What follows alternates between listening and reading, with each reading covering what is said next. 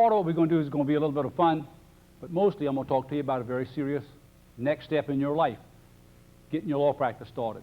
Now, you've heard from some of the bigger firms, and what I'm talking about will have a little overlap, but mostly I'm talking about the small plaintiff's practice. The community, the legal community, breaks into two big giant halves. The institutional lawyers. You work for big firms, you represent institutions, and what is the big separating criteria between a big firm and a small firm? You bill by the hour. All right? The small firm I call the people side of the practice. You generally do personal injury work and criminal work. You do people-oriented stuff. You have individuals who are your clients as opposed to institutions who are your clients. And you generally don't bill by the hour. On criminal work, you bill in lump sums, and in personal injury work, you bill on a contingency basis. Money is important in the law business, and the separating of these two big areas. Now, I look at, this is pretty simple stuff, but I look at my practice, the development of my practice is the inverse pyramid.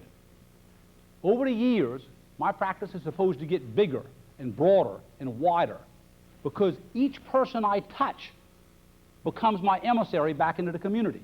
So at the end of 5 years, I'm supposed to have 100 emissaries. At the end of 10 years, I'm supposed to have 200. And my practice is supposed to get bigger and broader and wider as each year goes by. And if I'm only a two-man firm, why do I want more business? You can't do but so much. I mean, why would you want to have more and more of it? When you look at a personal injury case, you look at three things: liability, damages, and proximate cause. All right, you remember that, don't you? From torts. That was a long time ago when you talked about liability and damages. Now, this is how you value a case. This is how you look at a personal injury case. Now, if I look at a personal injury case, and this is exactly how you talk to clients when you're getting them ready, and you got a 50% chance of winning a case, which is worth $10,000 under the best of circumstances, and you're trying to get it settled, what's it worth? What's it worth? Worth $5,000. Isn't it? You got a 50-50 chance of winning a $10,000 case. You got about a $5,000 case for settlement purposes, right? Now, if you got a 75% chance of winning a case, a $100,000 case, and you're trying to get it settled, what's it worth? 75,000 bucks. Now, what is the big difference between those two? This is 1/3 of $5,000, and this is 1/3 of $75,000. That's the difference. You understand that? Do you see in your mind's eye that difference? All right? Now, why do you want more business? Because when I'm just getting started, when I'm a freshman, when I'm a rookie, like you are all rookies, when somebody comes in my office, this is exactly what I tell them. Your parking lot is empty. There ain't nobody parking. And when he says, I'll give you a quarter to park there all night, your answer is, baby, I'll take it, because it's all profit. All right? Because if you ain't parking there ain't nobody there. All right? And you want parkers. The first thing you want to do is to get the parking lot full, because then you start setting the price on what it costs to park there. All right? Now, simple stuff. Swirling's in the personal injury business for 5 years. At the end of a year, end of 2002, he's going to have 100 people bring him a personal injury case. I've been in the personal injury case in the business successfully for longer than that, 20 years. And I'm going to have 500 people bring me a personal injury case. Now, he's going to do 50. He's going to pick the best 50 out of 100. I'm going to do 50. I'm going to pick the best 50 out of how many? 500. Who's going to make the best living? Huh? I'm going to whip him. Huh? He's going to be driving that little bug of his around town. All right? So the purpose of this inverse pyramid is to get more business. Not because you do more, because you can't do but so much, but so that you can be selective about the kind of business you do. And you then farm out the rest of it. Now, I look at a case, the cases I do now, I mean, I turn 50% of what I turn away today, I was glad to get 5 years ago. I was working like hell to get 10 years ago. But you grow. And as that pyramid gets broader at the top, your opportunities become greater and greater. Now, so what are we talking about? We're talking about your pyramid. Not my pyramid. My pyramid is in good shape. Okay? I want to help you all with your pyramid, which at this point doesn't exist. All right? Now, how do you do that? You know how they like to talk about the balanced life? How important a balanced life is? That you have time for leisure, that you have time for social interaction, that you have time for pleasure reading. All right? That's a bunch of crap. Singleness of purpose is what makes you successful in the law business. All right? There's a great little saying, the harder I work, the luckier I get. And I've been around some good lawyers. They got one common thread. Singleness of purpose. They don't schedule golf games. They don't travel. All right? They work. Now, they'll go on the national NACDL. They'll go and hang around a bunch of other lawyers because that's who they want to talk to and that's who they want to be around. But they don't leave for 2-week golfing vacations in Ireland until they're out of the game. They do it, but they're out of the game. You know what? They know they're out of the game as soon as they schedule that trip. That's their way of saying, I'm not in the game anymore. I'm not playing. I'm going through the motions. Now, there's simple things that you got to do. You're all going to go home. Some of you are going to go home. That's a great thing to do, to go home. Some of you, I have a good friend, he's on the bench now, his name is Bucky. Bucky Buckner. I had a brother, my brother's name, his nickname is Dingle. I told them both. I said, look here, Bo, you got to do something about that name. What do you mean? I said, ain't nobody writing any checks to $50,000 to anybody named Bucky. All right? Just doesn't happen like that. I told my brother Dingle, I said, you're going to charge this fella $100,000. I said, just make the check to Dingle. He's going to say, Dingle? I'm not going to let somebody named Dingle stand between me and the jailhouse. Now, what am I telling y'all? All right? All right? Perception matters. All right? Perception matters. What do I have on? A dark blue suit. What do y'all have on? Khaki pants and boots. Okay? All right? Now, I dressed up this morning. I put on what? I put on the uniform. I put it on. I don't want to make y'all ill at ease. I don't want y'all to have to figure out who I am. I'm a lawyer. I look like one. It's a good place to start. I commend that to you. Okay? Do not go home and get desert boots, khaki pants, a blue shirt, and a blue blazer and wear the same damn thing day after day after day. Okay? It does not inspire confidence in the community that you are a real lawyer. When you go home, you think, I had this sense, I was going back to Charleston. My daddy was a lawyer. I was going back to Charleston. I just knew my friends were going to come piling in the door to hire me. 5 years passed, didn't see anybody. Okay? And then I had this great revelation. There was a friend of mine who was a cardiologist. I didn't know he was a cardiologist, and somebody said, you know, my mom and daddy had a heart attack, or my mama had a heart attack, she's going to Dr. Jones. I said, Billy Jones? He said, yeah. I said, what the hell did she go to him for? He said, he's a cardiologist. I said, ain't no way that guy's a cardiologist. Well, the last time I'd seen him he was a senior at Rivers High School. But what was the great revelation? That was the last time anybody'd seen me. Nobody realized I was an adult. Nobody knew that I was a lawyer. Their preconception of me was my preconception of Billy Grossman. So when you go home, all right, this is particularly true when you go home, but when you go into these big firms, you gotta look like a lawyer. You gotta act like a lawyer.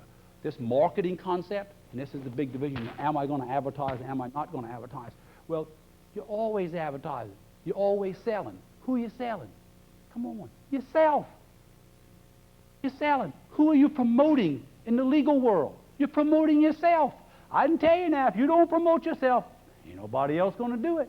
Now, I got a lot of little tricks. No other word for them, tricks. All right?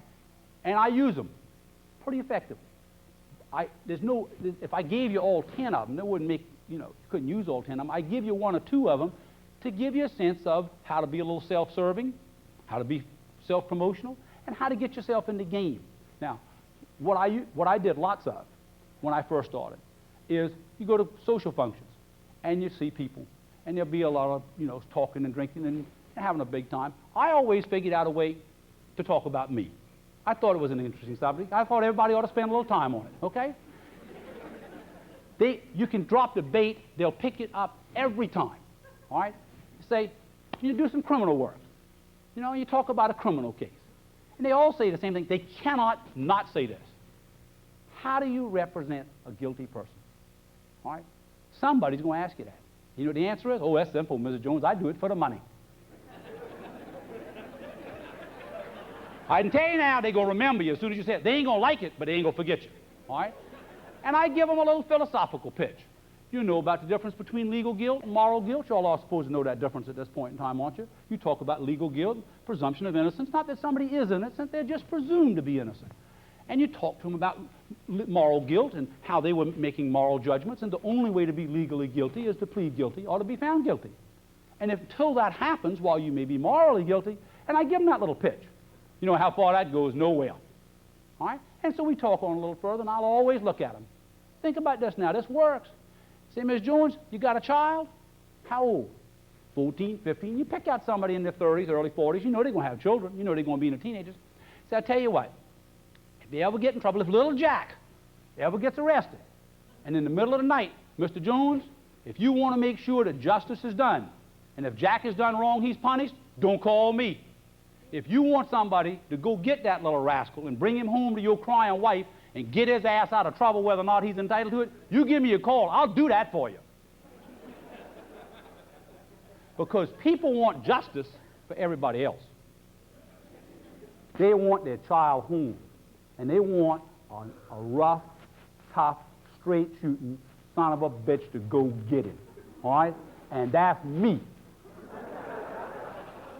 And when I leave there, I got in that call, 12 o'clock at night. Mr. Howe, this is the hardest call I ever had to make. But I met you at a party about 4 years ago, and you promised me you'd go get my boy. And I want him. And I'm sorry about what I said. Okay? I said, don't worry, buddy. I'm going to let you buy your way out of it. We're going to be all right. That's right in this world, though. Now, what am I doing? What am I doing? I'm marketing myself.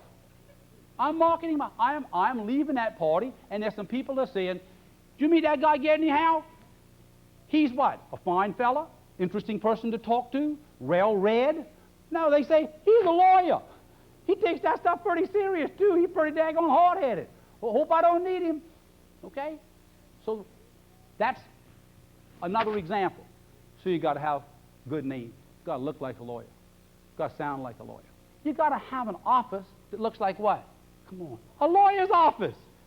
If your wife paints, do you hang her interesting fruit bowls on the wall? If you like chrome and glass and you think it's time to make a contemporary statement on architecture, do you decorate your office like that? My office looks exactly like you would think a law office would look. Because I want everybody to come in there and say what? Sort of sit down. And what kind of chair? Leather chair. Why leather chair? Isn't that what's in lawyers' offices? Okay?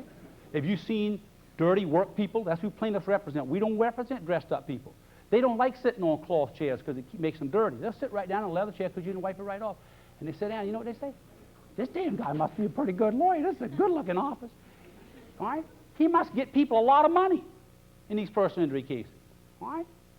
And so you create an atmosphere in that office of fulfilling, listen to this now, you fulfill their preconceptions. You're not trying to change their preconceptions. You're not trying to mold or shape their view of the law.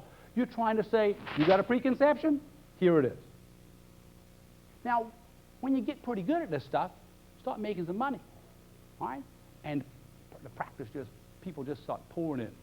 And you work hard if you stay focused. You keep it all in perspective. You know who gets it out of perspective? The goddamn secretary. All right? Or the girl who answers the phone. She's decided that because you're a good lawyer, she can be a pain in the ass to the community. All right? You got so much business, she can run some of it all, and everything's still going to be okay. Here's the criteria in my office. Tell them it's every year. Everybody's been with me forever. Okay? Nope. Tell them every year. All right. If somebody complains about you being rude or discourteous, and I look into it and find it's true, you're fired. Got that? Yes. If anybody complains that you were rude and discourteous, and I look into it and they were mistaken, you're fired. And if anybody complains you're rude and discourteous and it appears to be they're lying, you're fired. Because I don't think people lie about stuff like that. I don't think people do. Here's the concept now. The client is the employer. We are the employee. We, me and them, we work for that client. They're the boss. If you don't look out, all the pyramid work you do goes down the drain, because as much touch as you have with the few clients you take on, your ambassador to the community, the girl who says, hello, Gedney Howe's office, all right? If she doesn't have a genuine sense of caring about people, a genuine sense of trying to help somebody out, if she's short and abrupt, she'll put you out of business, all right? Because you're going to be back choosing your 50 cases from 60 cases, all right? So, got to have a good-looking office. Got to have office staff who understand the concept of service, that we work for these people, that they stick with that year after year. Right? Because you may have it for a couple of years and they get a chip on their shoulder list. We have that meeting between Christmas and New Year's is our little reflection time in that office. And we have that meeting and we talk about it and we talk about the fact and we reinforce we are the employees, they are the employers. Clients like a fighter. Okay? That doesn't mean they like somebody hard-headed and mean. But generally what the studies tell you, they like somebody who's a fighter, somebody who cares about them, somebody who's enthusiastic for their case. And there are certain things that you can do. And I'm giving you, again, just a couple of little blurbs, because I do a lot of it, of how you do that, how you reflect to the client that you are, in fact, interested in their case.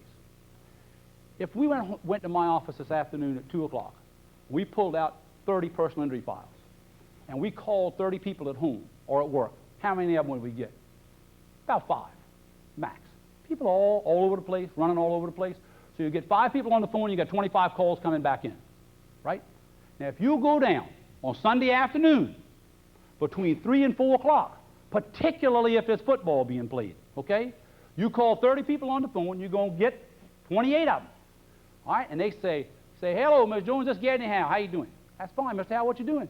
What am I doing? I'm down here working on your case. That's what I'm doing. I'm calling you to see how you're doing. Doctor been nice to you? Anything going wrong? They get your car fixed? How's your back? All right? And I talk to them. I do not talk to them for 30 seconds and hang up. I talk to them. All right? And they feel when they leave that I am, in fact, what? Down working on their file on Sunday afternoon. They like that. Don't you like that? Now, you don't start off with all these ideas. I steal them. I have no original ideas. None. I'm like a Xerox machine. I'm just sort of kicking out a few copies for you, all the things I've stolen from other people. My daddy had his wisdom teeth taken out, and he did not suffer pain. Well, didn't like pain. But I was home with Daddy, and he was just moaning and groaning, and I got a phone call. And he talked. He said, yes, sir. Yes, sir. Talked about 3 minutes. He hung up. He said, just bright. I said, who is that? He said, that's the damn dentist. He's calling me to see how I was doing. And we both sort of, wasn't that nice? Wasn't it thoughtful? Well, you know me, the cynic that I am, I said, I can figure that out. I can do that. I'm going to call people on the phone. I'm going to ask them how they're doing. I'm going to make them feel as good about me as he made me feel about him, calling my daddy. All right? 2 lessons there now. Pay attention. Pay attention to what affects you. Pay attention to things that impress you. And do them for other people. All right? And in the example of the doctor is just one example. It's the lesson. But what I want you to be receptive to when you're out in that community, because you're going to go to lots of different kinds of communities, and my community is narrower, but you want to be a receiver of information. You think of us as talkers. Why we talk, but it's the receiving of information. What I did good that night was to watch how the doctor's 2-minute call made me and my daddy feel. Now, I had that brief second before my manipulative side took over, and I was a little disappointed that I even had a second in there when it wasn't to, but the fact that he overwhelmed my manipulative side showed you how powerful that phone call could be. Now, criminal cases go hand in hand on the people side of the practice. I'm going to talk with you 2 seconds, as it's following up with the same thing, about how to charge a fee in a criminal case and how not to make anybody mad. Because once you get pretty good at criminal work, there's a lot of criminal work out there. And people, the business is going to come, and you really can't do it all. The way you control this is a strong, it's the most basic concept of economics, is the better you get, the more the business comes. So since you can't do it all, you charge more money to run some of the people off. Now, people will come to you in a criminal case, and my system is this: sit and talk and listen to them. Go through the whole, let them tell me everything about the case. Son's sitting there, Mama, Daddy's sitting there. Mama's usually not there. You call Mama at night to give her some special attention because she wasn't there. And you say, listen, I want to hear something from the police or from the other side of the case. I can't quote you a fee. I can't agree to get involved because all I know about is your side of the case. And if I do it based on your side of the case, you know, we ought to get you an apology for what happened, all right? But we know there's more to it. All right, today's Monday. All are going to come back in on Thursday. When we sit down on Thursday, I'm going to do several things. I'm going to tell you what the police have told me about this charge. I'm going to tell you how I would approach the case. All right? And I'm going to tell you what I charge you. And I can tell you in advance, it's going to be substantial. It's going to be relative to everyday life. It's going to be a lot of money. At that point in time, listen to me now, you cannot hire me. This office is my home court. I don't want you making a crucial decision like this on my home court. I'm going to send you home. And if you want to hire me, call me the next day, call me next week and say, Mr. Howe, we've decided in the privacy of our home, in the security of our home, we'd like to hire you. And if you want to hire me, bring me the money. How much of it? All of it. All right? Because you can be businesslike. They understand being businesslike. All right? So what have you done? And you talk to them about the fee. Let me tell you about it. You talk to them about how you charge a fee.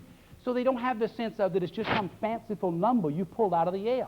You say there are three things that matter in charging fees on an hourly basis: time, magnitude of the problem, and result. One of the first things I ever remember about practicing law was they said the three things that affect the value of real estate. You know all the three things that affect the value of real estate? Location, location, and location. All right? In the criminal world, I look at a client and say, in the criminal world, there are three things that affect the value of a legal fee: results, results, and results. You don't care whether I get an hour in it or 2 years in it. You want out of the trap. And then you say, if I charge $10,000 for a murder case and 5 people commit murders today, I'm going to have 5 murder cases and $50,000. If I charge $50,000, 4 of them are going to say, what? That's too expensive. And I'm going to have 1 murder case and $50,000. Here's the hook. Now, Ms. Jones, do you want to be one of 1? Or do you want your son to be one of 1? Or do you want your son to be one of 5? All right? I think I can get him a better result if he's one of 1. Hard to argue with that now. Now, 4 of them aren't going to hire you, are they? But are they going to be mad at you? Is it possible to be mad at you? You've met with them, you've given them some feedback, you've given them some good advice, and they can't afford you. And what they say, it happens over and over again. If somebody, whoever's in trouble, whatever result they get, they'll always say, ooh, I wish we could have gotten Howe. He'd have done us a heck of a lot better. We just didn't have the money. All right? Now, is that manipulative? Of course it's manipulative. But it's true. It's honest. It's looking them in the eye, shooting them straight. You're building that pyramid. Now, in the criminal world, remember, we're representing people. What happens over and over again is that you represent somebody in a criminal case and you do them a great job. And then a month later, a year later, their brother gets killed or their uncle gets killed. And they take the business to somebody else. And you hear about it and you think, now what in the world is the matter? I did those people a great job. I mean, they just show no loyalty. Now, what that means is that you think they know that they understand the law business. You think, well, of course they know that personal injury work is done like this and criminal work is done like this and big firms don't do that kind of work. Well, they don't know anything about that. Why the hell would they know about that? They had one child who had a criminal problem. That's been their touch with the legal community. All right? You have to teach the client the fact that you do lots of different things. My firm doesn't, quote, quote, advertise. Oh, but we market. Okay? Got the difference? I'm not seeing I got some chip on my shoulder that I'm too good to hustle the business. All right? Because I can tell you what I want business. I'm like Oliver Twist. I want some more. Okay? Now, we have a little firm brochure, and the little brochure's got pictures and a little something about us, but the main thing it's got is the different things we do, so that when the client comes in, and we're creating this emissary, we're creating this person of goodwill to us in the community, that they can look at this thing and say, gee, they do DUIs, they do wrongful deaths, they do workman's compensation. You have to let them know, because if you don't, and you've got to talk to them at the end. Ms. Jones, it was a pleasure representing your son. We are thrilled that we could get him on probation. We hope he stays out of trouble. Now, let me tell you now, we do lots of different kind of law. Don't think this is the only thing we do. This is your time now. You got a good result. She's focused on you. The family's focused on you. Get the uncles and brothers, get them to all come in, talk to all of them. Give them all a little pad, a little brochure, and say, we're so glad. And if we can do anything for anyone in the family or any of your friends, please send us the business. All right? Now, if you take yourself seriously and you think you're some kind of big shot damn lawyer, you don't say something like, please send me some business. But that's what it's all about. That's what you're trying to accomplish. You're trying to make that, and you have to be sort of emotionally ready to share that with these people. Please send us referrals. Don't you decide whether they're good cases or bad cases. You send them on to me. I'll decide whether I want to do it or not. Don't you say that little $100,000 case it just isn't worthy of going to Gedney. I'll figure out what to do with it. Send it on to me. But they do that. You get a good reputation. They put you on a pedestal, and they don't want to bother you with this trivial stuff. And that's not what you're trying to accomplish. You want to have that air of inclusiveness. Now, personal injury business is the injury business. Clients are hurt. You're trying to make the maximum possible recovery for these people. You're trying, ultimately, to make them happy with you. One of the ways to do that is have initial goal setting early on in the case. Now, I don't do domestic work, but this will give you a little simple example of what I mean by goal setting. You're representing the wife. It's what happens to you all the time. Say, what do you want? Well, the first most important thing is the custody of the children, right? Number 2 is support. Number 3 is the house. Number 4 is to limit visitation. Here's what you do wrong. Here's what you've got to be ready to think out with your clients in advance. 3/4 of the way through the litigation, they conceded the wife gets custody. They made a pretty good support. All right? And we got the house in her name.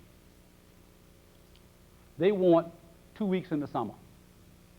You don't want them to have them they want a month in the summer. You want 2 weeks. And if you aren't careful, when I say she, that's not meant, that is whoever the client is, male or female, they say, all of a sudden, you've got to get that for me. I've paid you Y dollars. Why don't you get me that? And you've got to be able to look right back at them and say, what the hell are you talking about? You gave me 4 goals. We got the first 3. You didn't plan on us getting all of them, did you? I mean, where in the world does it say everything's going to go your way? Can you talk to them like that up front? Miss Johnson, there are 4 goals you've given me. You understand I'm not going to get all 4 of them. Do you understand that in advance? If you want all 4, you cannot hire me. That is an unrealistic goal. Now, how do you do that on the personal injury side? You talk about things like comparative negligence. You talk about things like unanimous verdict. Everybody's got this big sense of what happens in California. What is a verdict? What does it take to get a verdict in California in a civil case? A 9-3 vote. What does it take to get one in South Carolina? 12-0. Is there a big difference in that? Oh, yeah. All right? Comparative negligence. You talk about subrogation, and you set out a series of goals, and that ultimately manifests itself in money. What do you think my case is worth? You don't want to be negative because you don't want to run people off. In the initial stages, you generally say, I'm not prepared at this point in time to give you a specific analysis, but you will at some point in time. And when I get there, when I get some doctor's reports, when I have a few reports, I'll be specific with you. Be realistic. This is your chance to establish the criteria for success. This is when you get to set the bar and teach them why $100,000 would be a very good result. Because if they say, I want $400,000, and you say, well, you know, never can tell what the jury's going to do, and they just might do that, and I'm going to do the best I can. you've got to look at them and say, listen now, you want $400,000. I can't get you that. I cannot predict it. That is an unrealistic view of this case. And if that's what you want, I wish you well. Go get somebody else. I'm not going to be involved in the litigation. Now we're moving into a real personal item, and I'm using this as my little transitional example. You ready? Do not invest. Do not get yourself in personal financial trouble. Do not live beyond your means. I say that, 20% of you are going to do it. Absolutely guaranteed. Some client's going, you're going to be closing a loan, he's going to say, why don't we trade your closing fees into 10% 10% interest in the apartment complex. All right? Listen to me. You're in the law business. There's nothing you can do that will make you as much money as a successful law practice. Stay the hell out of those things. Don't buy penny stocks. Don't invest in the telephone pyramids. Don't invest with your clients. Buy treasury bills and government bonds. Pay off the mortgage. Keep your money. Don't become a part of the business community. That's who we sue. You know, they like to tell you, join the Kiwanis Club. Join the Civitans. Get involved in the community. Don't do that. That's who we sue. We sue the Civitans. They got the coverage. Okay? Get out in the people side of the community. All right? Be a part of the community. Listen to me good now. When you get in financial trouble, you know who knows it, don't you? Every son of a bitch in town. Every coffee shop. And every case you got is worth 30% less because you're under pressure. Think about that now. You're a defense lawyer. There's a guy on the other side. He's got a domestic problem. He's getting a divorce. He's got a girlfriend. And the bank's calling us $50,000 note. What'll he take for that case? What'll he take for that $75,000 case? Think he'll take $45,000 and walk with a $15,000 fee? Huh? In a skinny minute. Because he'll be so overwhelmed by his personal problems. He'll be so you see it over and over again, don't we? All right? I mean, he'll be so overwhelmed that he'll sell that client out in a skinny minute. And you know what? He doesn't really believe he's done it. He can talk himself into believing that case is worth $45,000. He can pass a polygraph that's worth $45,000 because he needs the money. All right? Keep your personal life simple. It's just amazing to watch lawyers do this wrong. It is other people's problems that we make a living on. It sounds terrible, but that's what we do. We make a living on their problems.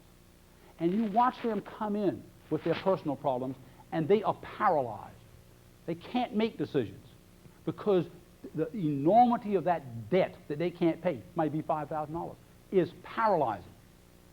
Buddy, it'll paralyze you too. You get yourself in some trouble. And I don't mean criminal trouble. I mean you've got a $25,000 note, and they've rolled it for you twice, and they ain't going to roll it again, and you ain't got the money. And I'm telling you, that phone call rings, and you think it's your banker friend who says, I cannot extend this note again. I need my money. And you're no good to anybody. You're out of the law business. Again, and everybody knows it. It's not a secret. Now, that part of the theme of y'all's practice is sort of, it's an interesting thing that happens on the plaintiff side. You know, the great thing about the plaintiff side is when you're working by the hour, if they're billing you at $100 an hour and you're working 2,000 hours a year, you can generate for the firm, come on, $200,000. You capped out your maximum potential. Now, and in that world, and they hate, this is not to be too harsh on them, that is the criteria, you know. How many hours do you bill? Not, did you win any cases? You know, you billed 2,500 hours. I didn't win any cases. I got the hell kicked out of it, but I billed 2,500 hours. You're a fine man. We're going to make you a partner. All right? You're a good lawyer because billing those hours is the criteria. On our side, and I say this a little tongue-in-cheek, you actually have to do something. You have to make it better. You have to improve the client's position to get that pyramid spread out. It's harder on our side, and this is real personal, and I hope it hits a thread with some of you. On the defense side, there's a lot of structure, and I've watched this over and over. At the end of the week, They can punch a button and they can tell exactly how many hours you've billed, how many phone calls you've made, how long you talked on the phone. All those little things out there, they know it, and you know they know it. So you respond accordingly. There's this great structure, this great accountability on a daily basis. On the plaintiff side, there's nobody to tell you to get up in the morning. Right? There's nobody to tell you, hey, you talk on the phone too long. You see, you're not getting paid for this talking on the phone, you know. Right? You're not going to bill anybody for it. It's part of your contingency fee. There's nobody to say, you know, you sure do take a long time at lunch. Why do you stay out there an hour and a half? It's all that discipline, all that structure has got to come from within you.